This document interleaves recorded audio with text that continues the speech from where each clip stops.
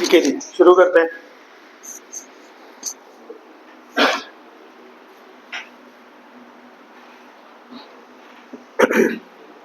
कल हमने किया था प्रोबेबिलिटी में, सुनो, प्रोबेबिलिटी में टोटल 4 टॉपिक्स हैं। सबसे पहला जो टॉपिक है दैट इज, जो हम कल कर चुके हैं, that is conditional probability. Conditional probability, फिर आएगा multiplication theorems on probability, multiplication theorems, ठीक है। मल्टीप्लिकेशन थ्योरम्स के बाद आएगा इंडिपेंडेंट इवेंट्स,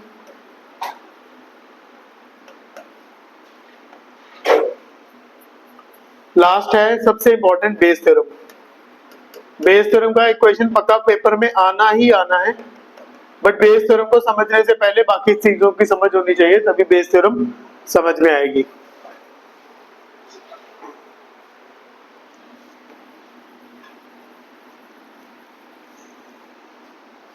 क्या कहती है भाई बेस थ्योरम, ध्यान से सुनो।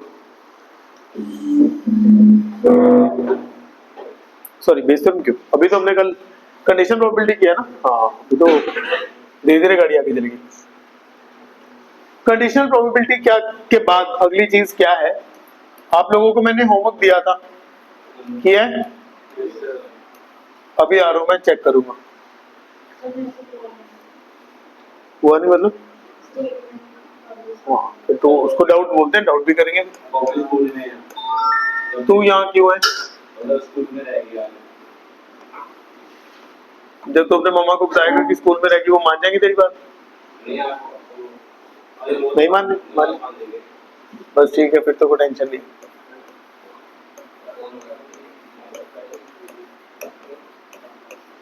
आओ जरा, थ्योरी और प्रैक्टिकल एक साथ हमें समझने जरूरी है।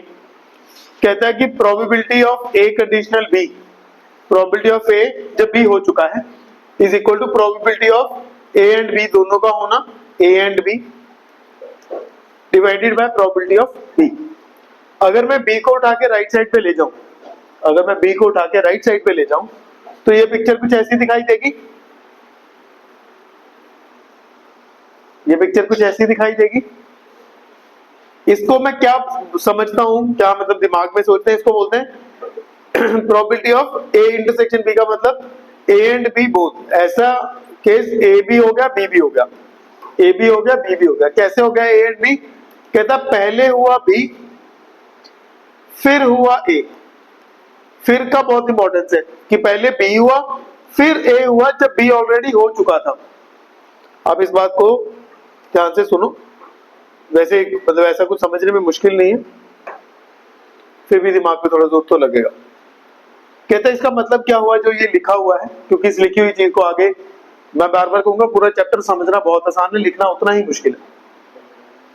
ए इंटरसेक्शन बी का मतलब है कि ए और बी दोनों काम हुए। तो आपको मान लो आपके सामने डेक ऑफ कार्ड्स था, आपको 2 कार्ड ड्रॉ करने थे, एक कार्ड ड्रॉ, पहला कार्ड ड्रॉ करना, दूसरा कार्ड ड्रॉ करना, ठीक है। अगर आपने मान लो जब दोनों काम कर लिया, आपने दोनों कार्ड्स ड्रॉ कर लिए हैं, उसको बोलते हैं A intersection B. You have done the both tasks, जो भी ए एंड बी टास्क है, आपने दोनों टास्क कर लिए हैं, ठीक है। कैसे किए?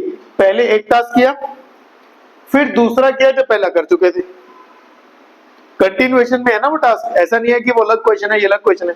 एक ही क्वेश्चन में आपको 2 टास्क करने को बोला गया, तो वो 2 टास्क कैसे होंगे? 2 टास्क कैसे होंगे? पहले आप एक टास्क करोगे, पहले आप एक टास्क करोगे, फिर आप दूसरा टास्क करोगे जब पहला हो चुका है, ठीक है। ठीक है, इतना हिस्सा जो आपको दिखाई दे रहा है, इसको बोलते हैं, इतने इस चीज को जो ये आउटलाइंड है, इसको बोलते हैं multiplication theorem. Multiplication theorem, multiplication theorem, ठीक है। मल्टीप्लाई हो रहा है ना, वो पहले एक काम होगा फिर दूसरा होगा जब पहला हो चुका है। अच्छा, ये काम ऐसे भी तो हो सकता था कि पहले आप सोचो यहाँ पे ए कंडीशनल बी की बजाय अगर मैं बी कंडीशनल ए ले लूं, प्रोबेबिलिटी ऑफ, यहां से स्टार्ट कर रहे हैं दोबारा, अगर B when A given की बात करेंगे तो क्या बनता है, प्रोबेबिलिटी ऑफ B इंटरसेक्शन है अपॉन प्रोबेबिलिटी ऑफ A। ठीक है जी, तो प्रोबेबिलिटी इसको इधर उधर भेजोगे तो आपको मिलेगा probability of A intersection B is probability of A, पहले A होगा फिर B होगा जब A ऑलरेडी हो चुका है, फिर B होगा जब A ऑलरेडी हो चुका है। ठीक है, ठीक है जी। ठीक लग रहा है यहाँ तक? एक सिंपल सा क्वेश्चन फॉर्म करते हैं, फिर उसके बाद आगे चलेंगे। मान लो 52 कार्ड नॉर्मल कार्ड्स का डेक है आपके पास। ठीक है, आपने 1 बाय 1 2 कार्ड ड्रॉ करने, पहला कार्ड दूसरा कार्ड, 1 बाय 1 आपने 2 कार्ड ड्रॉ करने हैं। फाइंड, और विदाउट रिप्लेसमेंट है, पहला कार्ड निकाल के बाहर रख दिया फिर दूसरा निकाला। Find the probability of getting 2 black cards, find the probability of getting 2 black cards. पहले इसको नॉर्मली आंसर निकालते हैं, फिर लिखते हैं कि कैसे लिखना है। पहले एक ब्लैक कार्ड निकालना है फिर दूसरा ब्लैक कार्ड, मतलब आपने 1 बाय 1 करके कार्ड्स निकालने हैं और विदाउट रिप्लेसमेंट है, कैसे निकलेगा देखते। पहला कार्ड, अगर आपने पास में आपके सामने क्या सिचुएशन है, 52 कार्ड्स में से एक ब्लैक कार्ड निकालना है। पहले इवेंट में तो यही हो रहा होगा ना, कितने क्या प्रोबेबिलिटी आएगी, 26 बाय 52। अब ये कार्ड निकाल के आपने बाहर रख दिया, ये कार्ड निकाल के आपने बाहर रख दिया, अभी काम कंटिन्यूएशन में है। पता ना परमुटेशन कॉम्बिनेशन का एक बेसिक रूल है, ठीक है, उस टाइम पे सीखा हुआ है आपने, नहीं सीखा तो अब याद रखो कि अगर कोई टास्क का भी कंटिन्यूएशन में है तो आप मल्टीप्लाई करते हो, अगर टास्क खत्म हो गया फिर आप ऐड करते हो। आपके लिए, अगर आपने ये पहली बार सुन रहे हो ये लाइन, तो बहुत इंपॉर्टेंट है, इस चैप्टर में बहुत ज्यादा दूर तक ये लाइन जाएगी कि अगर आप कोई काम कंटिन्यू कर रहे हो, कंटिन्यूएशन में भी चल रहा है, अभी पेंडिंग है काम, तो मल्टीप्लाई करना है, अगर काम खत्म हो गया है तो आपने ऐड करना है। फिलहाल मुझे 2 कार्ड निकालने थे, मैंने अभी एक ही कार्ड निकाला है, तो दूसरा कार्ड निकालना अभी पेंडिंग है, मेरा काम अभी पेंडिंग है। अब मैंने एक कार्ड ब्लैक कार्ड निकाला, उसको बाहर रख दिया, अब मेरे पास कितने ब्लैक कार्ड्स बचे, 25।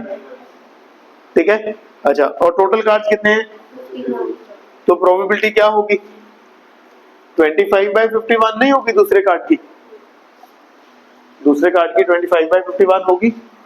बात समझ में आती? हल्का सा चेंज करते हैं ताकि एक बार आपको खुद ट्राई करो आप। Instead of 2 black cards I want 1 red and 1 black. 2 cards ही आपने ड्रॉ करने हैं, पहला रेड हो, पहला first one must be red, second one must be black.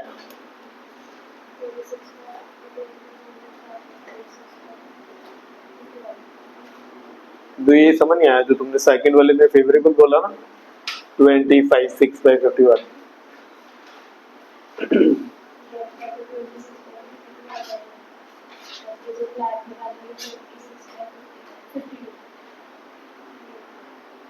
इसी कोई कंफ्यूजन बोलते हैं जो तुम बोल रहे हो।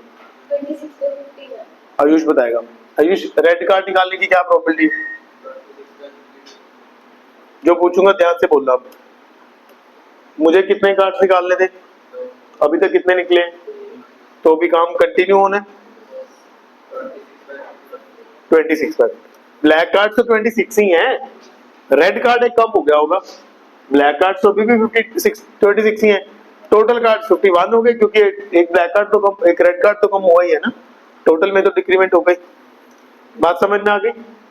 मुश्किल करें, मुश्किल मतलब लिख के देखें इसको कैसे लिखते हैं। इसी को अगर लिखना पड़ता तो मैं कैसे लिखता, सुन लो भाई, ये बहुत, मतलब मैं बार बार कह रहा हूँ, बहुत ज्यादा इंपॉर्टेंट है, साथ साथ करोगे तभी होगा, अपने आप कोई नहीं समझा पाएगा, किसी बुक में ये चीजें इतनी डिटेल में नहीं लिखी। 2 इवेंट्स हैं, एक है इवेंट पहले ड्रॉ में रेड कार्ड निकालना, इसका लिख रहा हूं मैं, और दूसरे ड्रॉ में ब्लैक कार्ड निकालना। इवेंट को क्लियरली आप बताओगे, let even event of drawing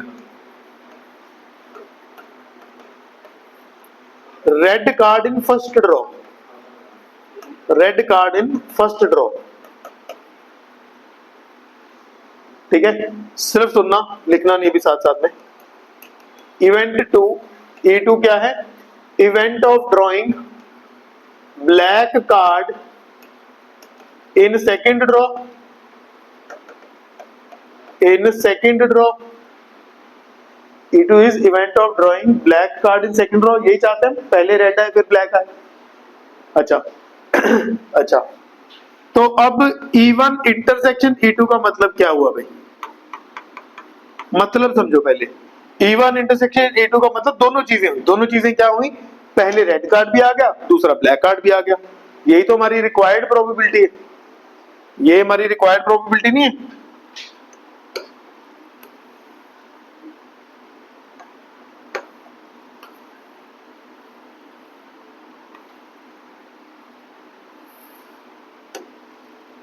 ये हमारी रिक्वायर्ड प्रोबेबिलिटी है।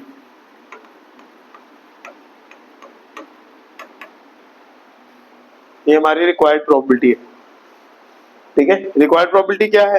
Drawing of red in first and drawing of red in black in second. अच्छा, probability of E1 intersection E2 कैसे आएगा? पहले आप रेड कार्ड ड्रॉ करेंगे, जब पहले आप रेड कार्ड ड्रॉ करें तब उसमें कोई कंडीशन नहीं है, ठीक है। मल्टीप्लाई, जब आपने दूसरा रेड ब्लैक कार्ड ड्रॉ करना है तब पहले रेड कार्ड ड्रॉ हो चुका है ना। ये बात समझ में आती है तो आगे चलेंगे, नहीं तो रुक जाएंगे। हो जाएगा?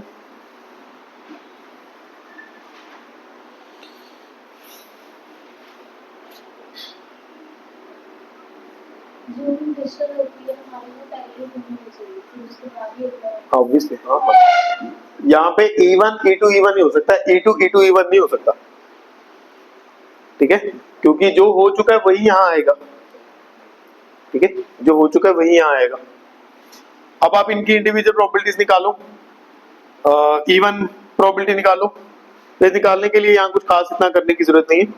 प्रोबेबिलिटी ऑफ E1 इज 26/52, ठीक है।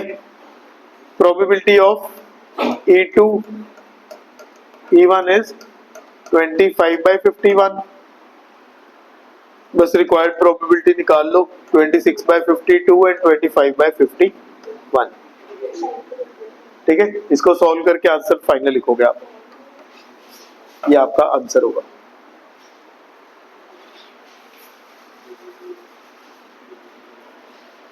यहां तक समझ में आया तो आगे चलते हैं। यहां तक समझ में आया तो आगे चलते हैं।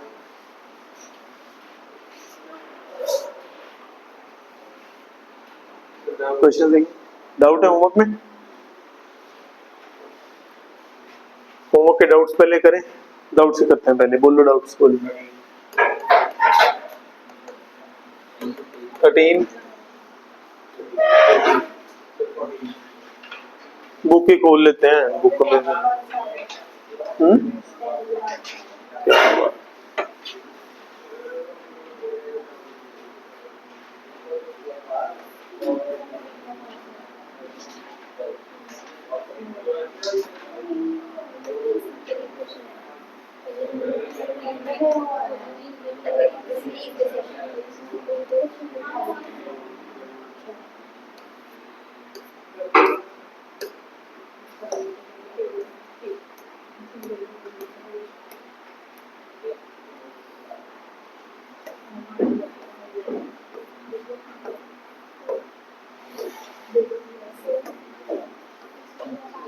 हाँ जी, हाँ जी, करो जो।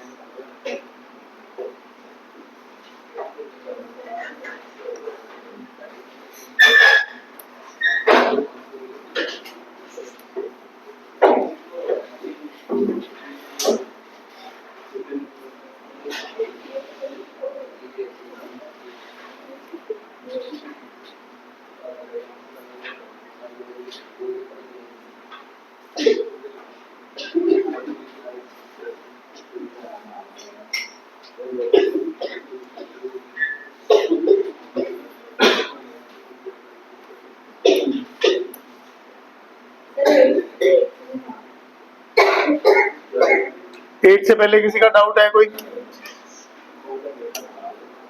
8 से पहले तो नहीं है किसी का कोई डाउट?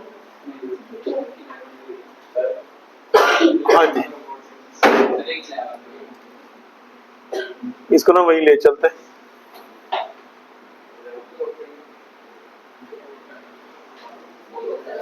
कोई बात नहीं भाई, डाउट होना चाहिए, सिली या कुछ मैटर नहीं करता। आपको लगता है सिली है तो नहीं, कॉपी कहाँ से लेके आनी है तूने?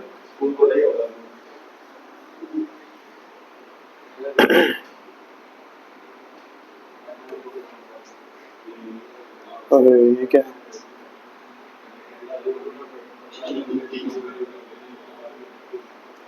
गड़बड़ हो गई।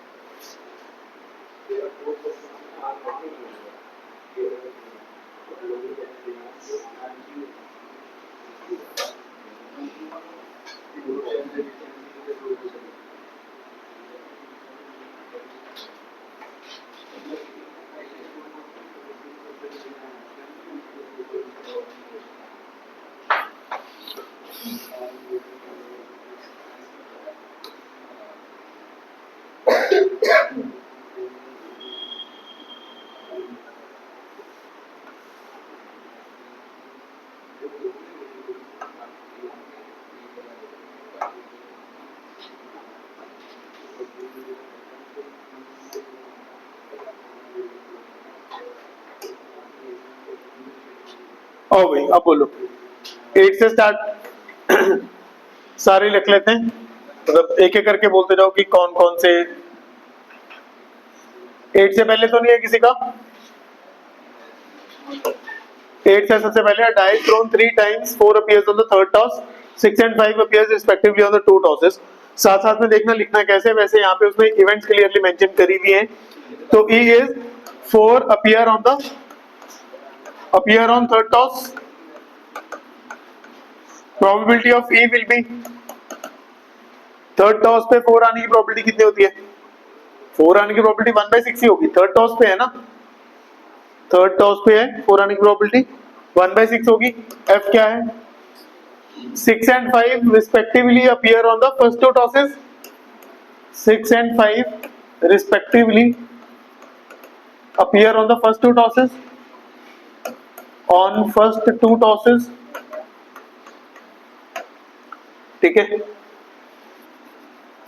वैसे इसकी प्रोबेबिलिटी निकालनी हो तो पहले दो टॉस पे 6 पहले पे 6 आने की प्रोबेबिलिटी कितनी है?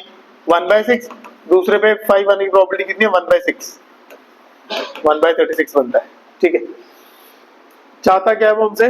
क्वेश्चन के ऊपर उसने क्या मांगा था? ई इंटरसेक्शन एफ की E conditional F? E conditional F, probability of E conditional F, probability of E conditional F क्या होगी? Probability of E intersection F upon probability of F. E intersection F की प्रोबेबिलिटी निकाल लो पहले। हाँ जी, हाँ नीचे थ्रू वो आएगा, ई की थर्ड टॉस पे यही आएगा। ई इंटरसेक्शन एफ में मैं चाहता हूं कि आए 4 पहले पे। हमने इसका आंसर कितना निकाला था एक बार बताना?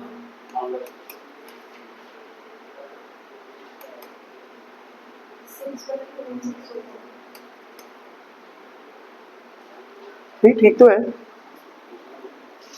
ठीक है, चल रहा था एक बार वो नोटिफिकेशन आई, कोई बात नहीं।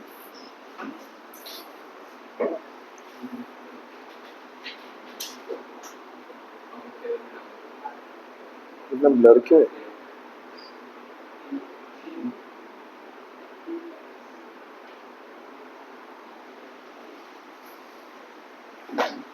Probability of E intersection F, E intersection F मतलब ई एंड एफ दोनों का हो जाना, ई इंटरसेक्शन एफ दोनों का हो जाना, पहले पे 4 सॉरी पहले पे 6 दूसरे पे 5 तीसरे पे 4, पहले पे 6 दूसरे पे 5 तीसरे पे 4, ये तो काफी स्पेसिफिक है। एक ही आउटकम होगा ऐसा कि पहले पे 6 दूसरे पे 5 तीसरे पे 4, उसने कौन सा ये बोला कि पहले पे इवन या दूसरे पे ऑड, उसने तो स्पेसिफिकली नंबर ही बताया, पहले पे ये चाहिए दूसरे पे ये तीसरे पे ये। इस बार टोटल आउटकम 216 होंगे क्योंकि अब 3 टॉसेस हुए हैं 1 2 3, टोटल कितने हो गए 216,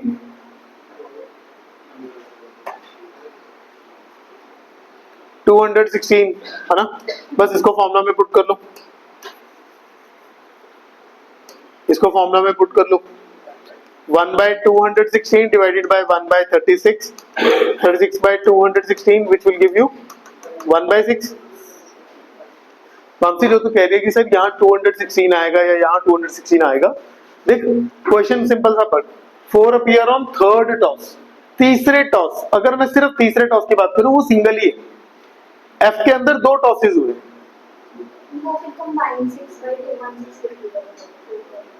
अच्छा जो भी आए सब ठीक है पक्का, फाइन। 8 हो गया, आगे बोलो 9 हो जाएगा, यस और नो बोलो, 9 हो जाएगा, 10 हो जाएगा, 11 की बात कर रहे हैं, इस 11 से पहले कोई है तो बताओ। 10, black and red dice are rolled, find the conditional probability of obtaining sum greater than 9 given that black die resulted in a 5। तो एक ही बात कर लेते हैं पहले,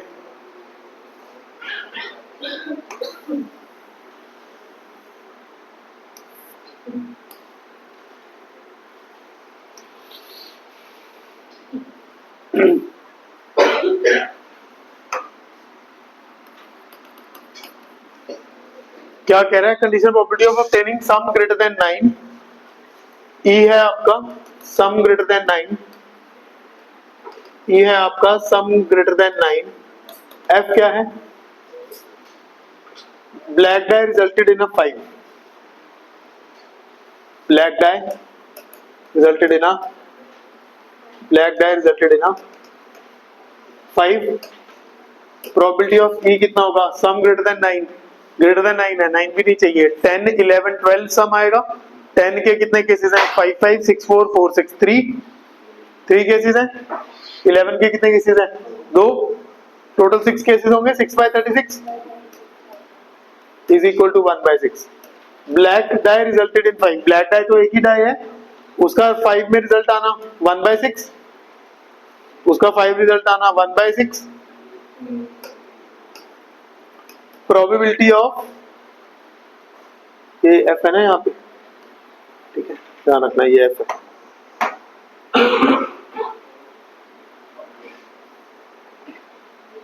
probability of E conditional F, यही बोल रहा है उसने, गिवन बोला है clearly, E conditional F is probability of E intersection F divided by probability of F, probability of E intersection F भी निकालो यहाँ पे,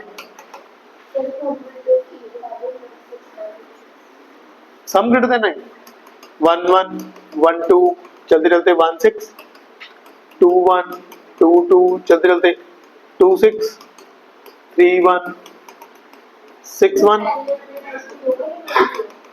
हाँ जी नहीं ऐसे नहीं, पहले वाले डाइस को उसने बोला, देख ध्यान से इवेंट्स को ना इंडिविजुअली क्वेश्चन समझ के चल, तेरे पास 2 डाइस है, ठीक है, पहला इवेंट कहता दोनों रोल किए और सम ग्रेटर देन 9 चाहिए, तो ये वाला वो बनेगा सैंपल स्पेस, और सम ग्रेटर देन 9 कौन कौन से केसेस में आएगा, ग्रेटर देन 9 सम मतलब 10 11 12, 12 मैक्सिमम सम होता ना 6 + 6, 10 कब कब आता है 5 5 4 6 6 4, 11 कब कब आता है 6 5 5 6, 12 कब कब आता है 6 6।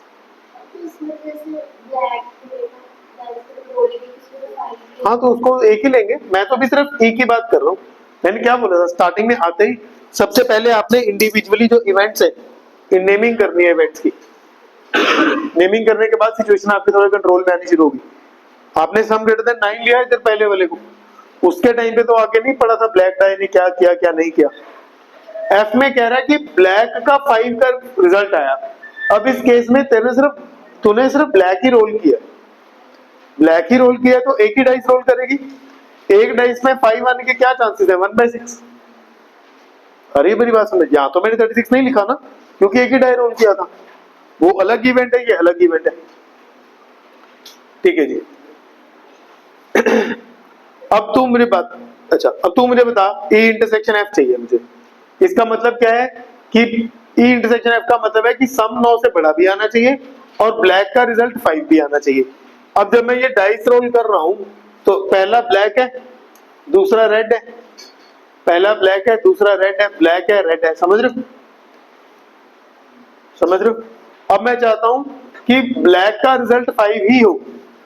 ब्लैक का रिजल्ट 5 कौन सा होगा? ये सेकंड वाला, पहला वाला, सॉरी, यहां पे आएगा ब्लैक का रिजल्ट 5, यही होगा।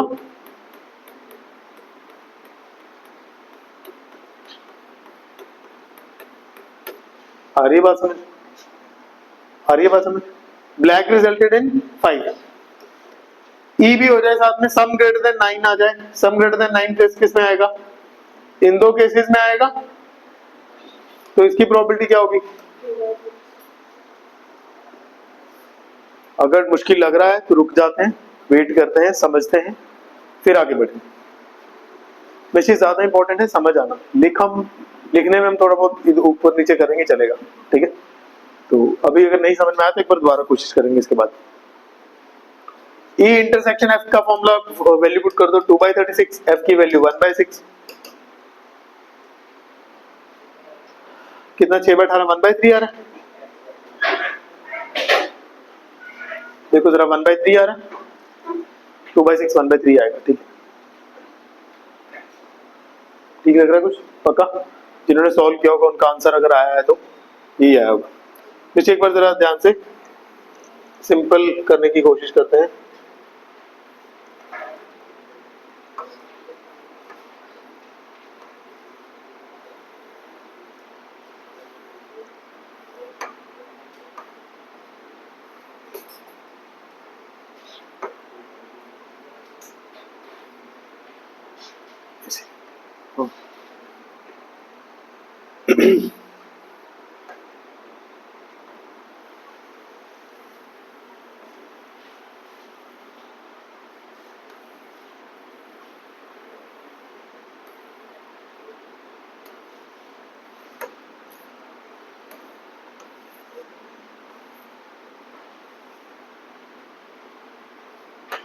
वैसे अगर मान ले कि कुछ लिखने का प्रेशर नहीं है मेरे पे, है ना, तो वो फिर तो मुझे बात जल्दी समझ में आनी चाहिए।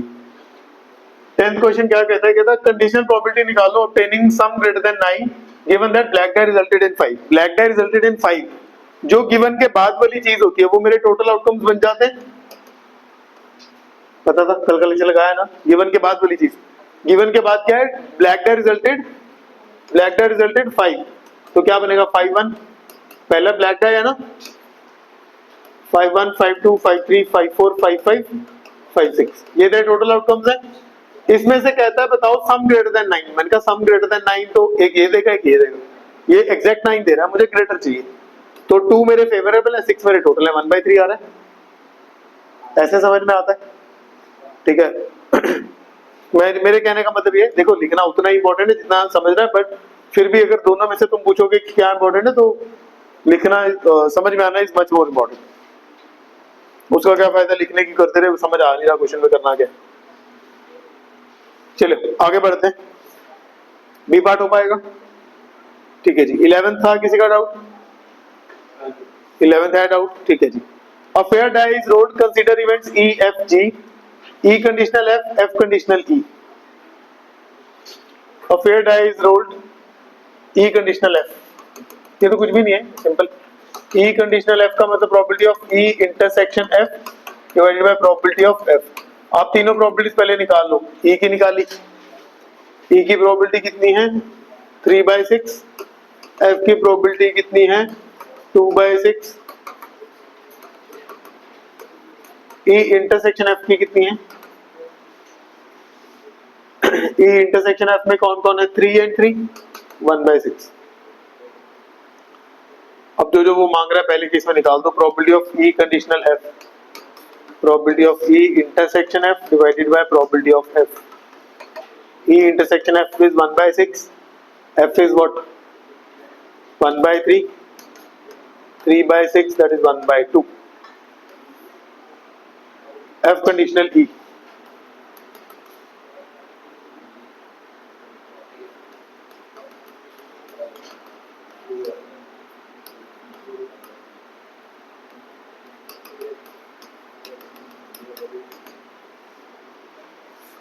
F intersection E is 1 by 6, E is 1 by 2, which will give you 1 by 3. Third part करूं, मुझे लगता है सेकंड पार्ट हो जाएगा इजीली. हार्दिक तेरा डाउट था ये 11?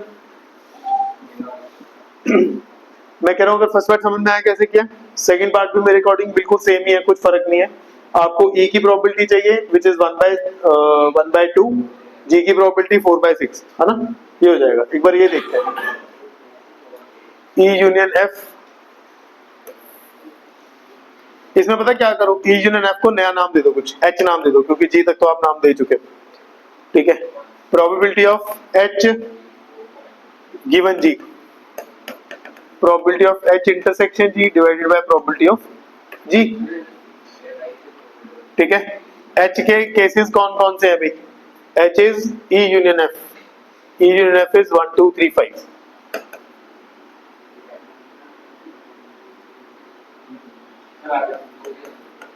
पक्का? ठीक है, तुम कहते हो तो मान लेते हैं. 12th क्वेश्चन बोलो भाई. 12th है किसी का डाउट? यस और नो? मिस्टर फुल फॉर्म में है, अच्छी बात है.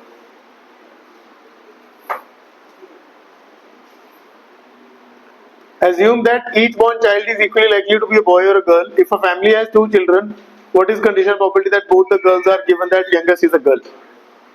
पहले सैंपल स्पेस देख लेते हैं थोड़ा. Boy boy, boy girl, girl boy, girl girl. ठीक है. What is the conditional probability that both are girls? Both are girls. पहला इवेंट मुझे मिल गया, both are girls. Both are girls. पहला इवेंट मुझे मिल गया, both are girls. Given that first part youngest is a girl. First part में मेरा जो F है वो है youngest is a girl. Youngest is a girl. ठीक है. अब वो चाहता क्या है? E कंडीशनल F चाहता है. उसने बोला बीच में क्वेश्चन में गिवन F है, तो E गिवन F चाहता है. वो क्या होगा? Probability of E intersection F divided by probability of F. इसमें वैल्यूज पुट करने से पहले सारी इंडिविजुअल वैल्यूज जो जो निकल सकते हैं वो निकालो. बोथ आर गर्ल्स की probability 1 by 4, youngest is a girl. ये पहला वाला छोटा बड़ा ऐसे है. यंगेस्ट इज अ गर्ल में 2 केसेस हैं, 2 by 4. Probability of E conditional F क्या हो जाएगा? 1 by 4, 2 by 4, 1 by 2. ठीक लग रहा है? हाँ, वो इंटरसेक्शन ही निकाली मैंने. आएगी यार, इंटरसेक्शन आएगी, गलत हो गया फिर. E intersection F. Intersection F मतलब दोनों गर्ल्स भी होनी चाहिए, यंगेस्ट भी गर्ल होनी चाहिए. फिर तो एक ही केस बनता है, 1 by 4, है ना? वो बाय चांस आंसर सेम ही आएगा.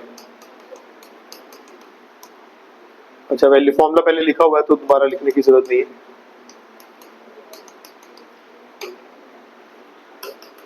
Second part, at least 1 is a girl. E same ही रहेगा, F चेंज हो जाएगा. इसको F1 बोल देते हैं क्योंकि F हमारा सेम ही रहने वाला है. E conditional F2. F2 क्या है? At least 1 is a girl. At least 1 is a girl. Probability of F2 कितनी आएगी? एटलीस्ट 1 गर्ल में 3 केसेस आएंगे, 3 by 4. और E इंटरसेक्शन F2 कितना आएगा? Both are girls and at least 1 is a girl, 1 by 4. Probability of E conditional F2 निकालो.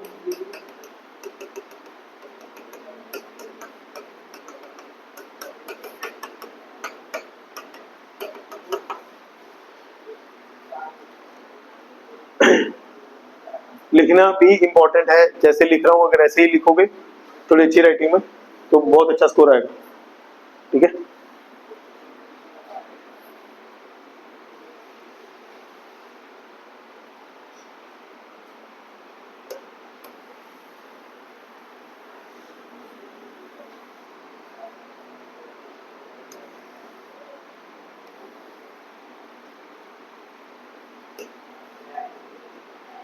Next 13 है, किसी का डाउट? तो जिन वैसे मुझे लगता है जिसने 12th पूछा 13 भी डाउट होना ही चाहिए। 13 में क्या कह रहा है? कह रहा है an instructor has a question bank consisting of 300 easy true false, 200 difficult true false, okay, 500 easy multiple choice, 400 difficult multiple choice. If a question is selected at random from that question bank, what is the probability that it will be an easy question given that it's a multiple choice question? यहीं से start करते हैं जहां से question पूछना शुरू किया उसने। If a question is selected at random from the question bank, what is the probability that it will be an easy question? ये लिखते हैं,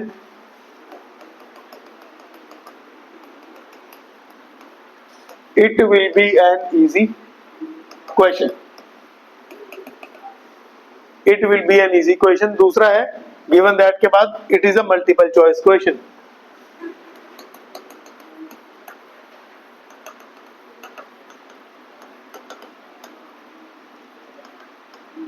मांग क्वेश्चन में क्या आ रहा है? ई कंडीशनल एफ मांग रहा है, तो ई कंडीशनल एफ के लिए हमें क्या क्या चाहिए होगा?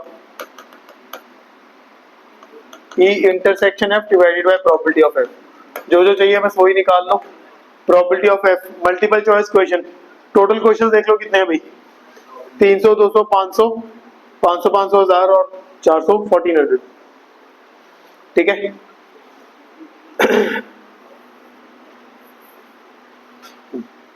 तो अब वो मांग रहा है हमसे probability of F, multiple choice उसमें कितने हैं? इजी और डिफिकल्ट मिला के बचे मल्टीपल चॉइस 900 है, तो 900 by 1400 which will give you 9 by 14। E intersection F निकालो। हम चाहते हैं इजी भी हो मल्टीपल चॉइस भी हो। इजी मल्टीपल चॉइस कितने हैं? 500, 500 बाय 1400, 5 बाय 14। तो probability of E conditional F will be 5 by 14 divided by 9 by 14, 5 by 9.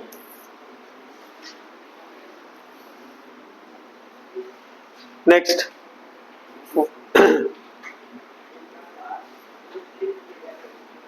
ठीक है,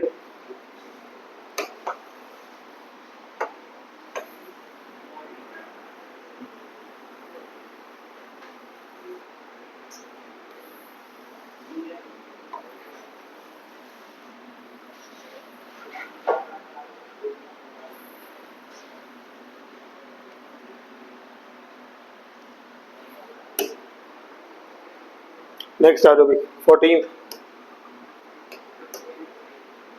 Given that two numbers appearing on throwing two dice are different, find the probability of the event sum of the numbers on the dice is 4। दो event दिख रहे हैं मुझे, पहला event उसने आते ही बोल दिया क्वेश्चन के स्टार्ट में ही, given that two numbers appearing on throwing two dice are different. जब आप वो करते हो, दो डाइस रोल करते हो, आपके पास कुछ ऐसे आउटकम्स आते हैं,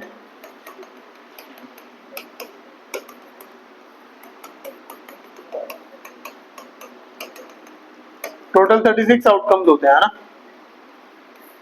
टोटल 36 आउटकम्स होते हैं, ऐसे ही होता है। इसमें कितने आउटकम्स सेम मतलब डबलेट्स होते हैं? 1 1 2 2 3 3, कितने आउटकम्स? 6 होते हैं डबलेट्स। तो फिर डिफरेंट आउटकम्स बोले कितने हुए? 30, टोटल 36 है, डबलेट 6 है। उसने कौन से मांगे हमसे? डिफरेंट वाले। Throwing on two dice are different.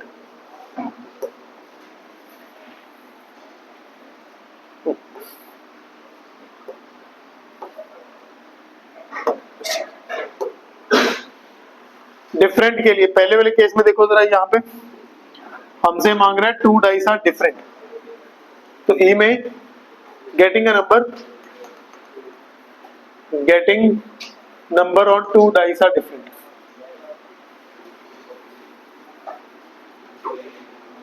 On two dice are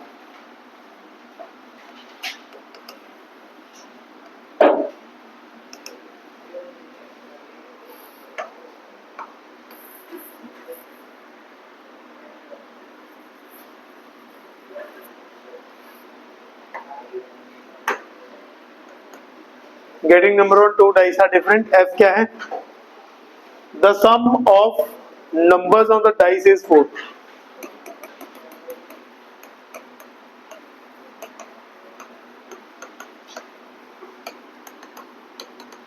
इस क्वेश्चन में अगर आप ध्यान से पढ़ोगे एक दो बार तो आपको रियलाइज होगा गिवन पहले ही लिख रखा है। तो ये जो नंबर डिवाइस, ये पहला वाला जो इवेंट था ये हमारा गिवन इवेंट है इस केस में। F की प्रोबेबिलिटी निकालो when E is given. F की प्रोबेबिलिटी निकालो when E is given. Probability of F intersection E divided by probability of E।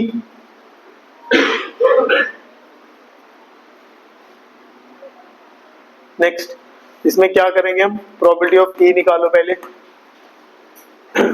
Different आने की प्रोबेबिलिटी कितनी है? 30/36, दैट इज 1/6, 5/6।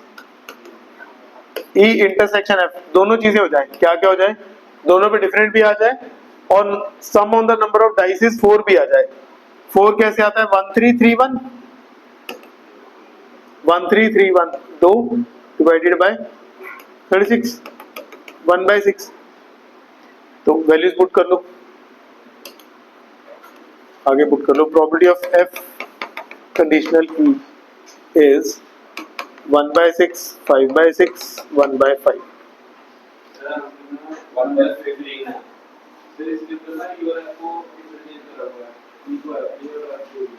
नहीं, उससे कोई फर्क नहीं पड़ता वो। एक मिनट रुक जाओ। Given that two numbers appearing on through two dice are different, ठीक है, 30 होगा।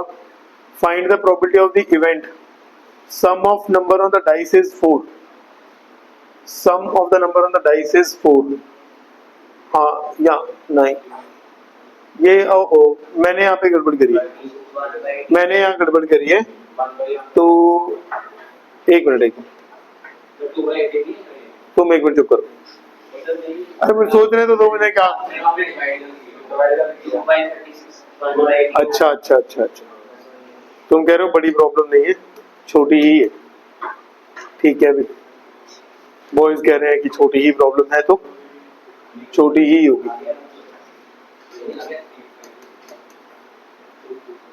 6/5, हाँ जी ठीक है।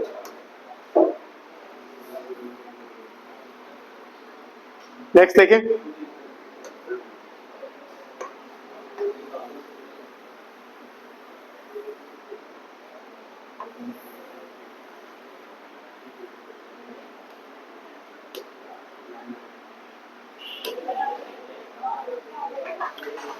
Question number 15।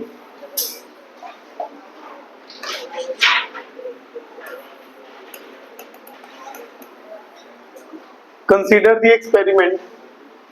एक्सपेरिमेंट को कंसीडर करना है हमें, करो कंसीडर भी। Throwing a die, if a multiple of 3 comes up, throw a die again. If another number comes up, toss a coin.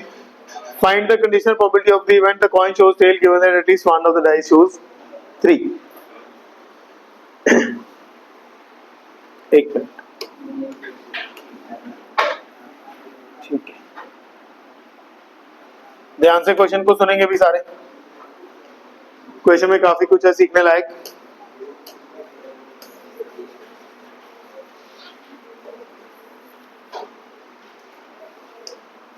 और जरा क्या कह रहा है क्वेश्चन के अंदर वो प्लीज जरा एक बार सभी ध्यान देना, थोड़ा क्वेश्चन डिफिकल्ट है। Consider the experiment of throwing a die, die throw कर रहे हैं। If a multiple of 3 comes up, तो मैं पहले एक इवेंट लिखता हूं, मल्टीपल ऑफ 3 कम्स अप। देखते हैं बाद में इसकी क्या जरूरत पड़ती है, फिलहाल इतना पता है कि एक इवेंट हमें मिला है। Throw the